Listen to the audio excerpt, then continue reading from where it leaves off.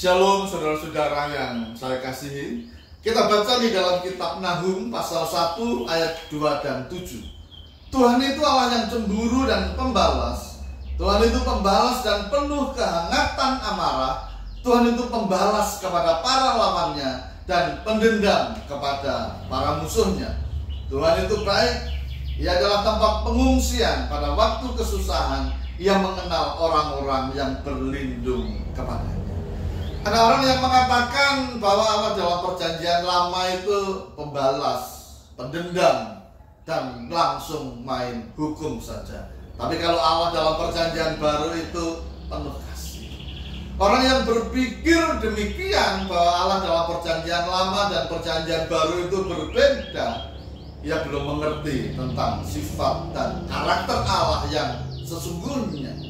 Allah itu kekal. Ia tetap sama, ia tidak berubah, baik dahulu, sekarang maupun selama-lamanya. Allah dalam perjanjian lama dan perjanjian baru sifatnya sama.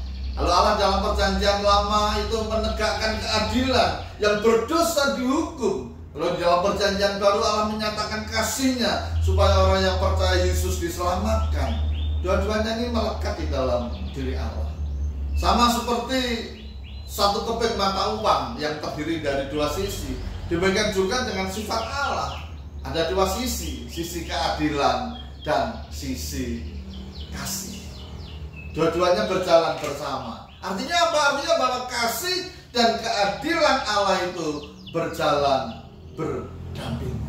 Kalau Allah menghukum manusia, itu karena manusia berbuat dosa. Tapi sebaliknya kalau Allah melihat orang dalam pergumulan, orang dalam beban berat, dan ia berseru-seru kepada Tuhan, Allah menyatakan kasih-Nya, Allah menolong, Allah membukakan jalan, Allah memberikan mujizat. Itu sebabnya kita yang mengenal Allah di dalam dua sisi ini, keadilan dan kasih, mari kita terus hidup benar supaya kita tidak berhadapan dengan hukuman Allah. Namun sebaliknya kita tetap hidup di dalam kasih kita kepada Tuhan.